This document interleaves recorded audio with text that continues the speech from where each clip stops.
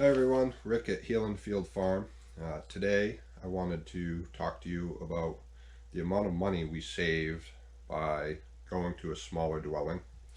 And it's been quite eye-opening actually as I was doing the figures. And we save a lot of money living in this much smaller house. So for starters, we were living in a 1,300 square foot house. It was 3 bedrooms, kitchen, living room, dining room, one bathroom. And now we live in a 504 square foot house with 2 bedrooms. So we've only given up one bedroom, and then we have a smaller living room, kitchen area. So really, that's all we've given up for space. Our bedrooms are about the same size as they were where we were renting. So we were paying $1,200 a month in rent every month. We were never going to own it. We now pay around 850, and it's a 3-year term, and we will kick in a little extra down the road just to pay it off within 3 years because it would have stretched to closer to 5. Um, but still, within 3 to 5 years, everything's 100% paid off and we own it, free and clear. Okay? Versus the apartment where we're paying $1,200 a month and we're never going to own it. We're just paying to keep a roof over our heads, and that's a lot of extra money.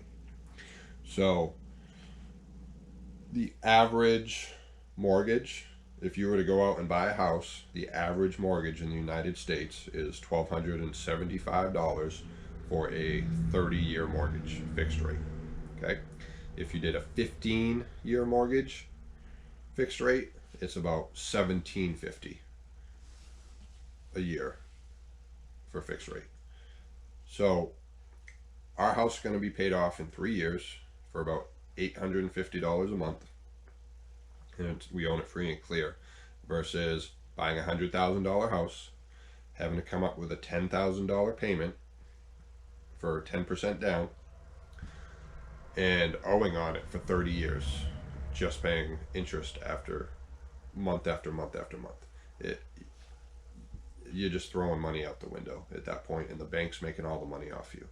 And granted, we live in a world where businesses need to make a profit, but there are better ways, and that's why we're sharing this journey with you guys. We want you to know that yes, there can be some struggles along the way, but there's a much easier way to do things. So overall, we kind of broke down how much we save by categories. And up here in Maine, a big thing is heat, um, whether you have oil or propane or wood stove. So the house we were renting, we had propane heat, propane hot water. Here we are mainly wood stove heat. We do have a couple little electric heaters in case it gets really chilly in the morning. We can get the house up to temp comfortably quickly. So, and we do have a on-demand hot water propane hot water heater. So we were paying $300 a month for 100 gallons of propane. October, November, December, January, February, March. Okay, so that is $1,800 just for the winter months that we were paying for heat. And then we would get another 100 gallons uh, around April, which would bring us till September, and we were just using it for hot water. So that lasted. Okay, but that's still $2,100 a year that we were spending on just heating a 3 bedroom house. Okay, now granted, our house is less than half the size of that, but our primary source of heat is a wood stove. We will go through 1 quart of wood this year at $225. Okay, and that heats the whole house. We keep it going pretty much from when we wake up till when we go to bed, and we just let the throw a log on there and let it go through the night. So 1 quart of wood at $225 that has heated the house from September or end of September. It will bring us through April.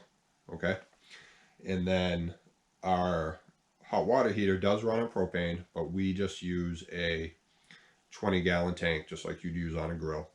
And that costs us $18 and change a month. Okay. So we spend about $216 a year now on propane versus $2,100. Okay. It's a big, big difference. And then with the wood heat at 225, you're under $500 a month for your heat, or $500 a year for your heat and for your hot water. Okay? Versus $2,100. That's like a $1,500 savings a year right there. Our electric is around $45 a month in this house, and there's a light in every room. We have 2 TVs going. Like I said, we do have a couple heaters going. When we get another freezer, it'll go up a little bit. Come summer, maybe it'll go up a little bit if we're running an AC. But it's $45 a month right now. We were paying $150 a month in electric in the house we were renting, and it had, you know, a fridge, a washer dryer, lights, TV, you know, everything else. But we're using it all a lot less. We're paying $45. There is one little difference I want to point out, is we're part of an electrical co-op up here where we live.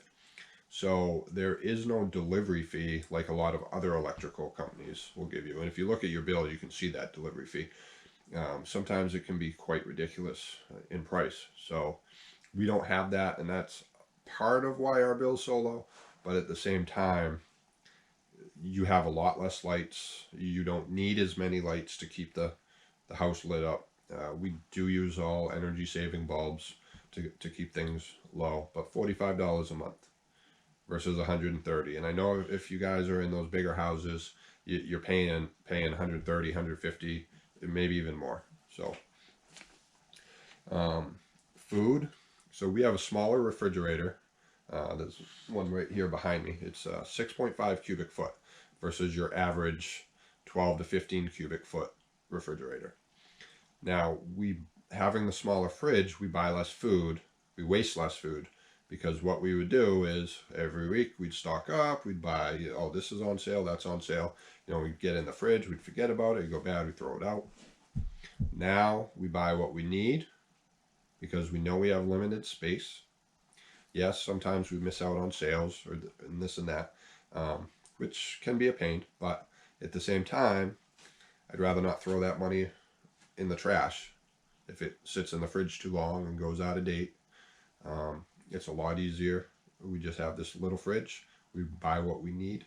So we were paying about $200 to $250 a month before, and now we're paying about $200 to $250 a week. I'm sorry, and now we're paying about $100 a week in groceries for 3 people. So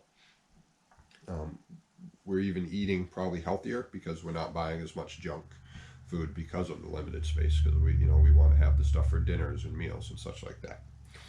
So overall, I mean, we're saving about $1,500 a year in heat. We're saving about $100 a month, so $1,200 a year in electric. And we're saving $350 in rent versus what we were paying before.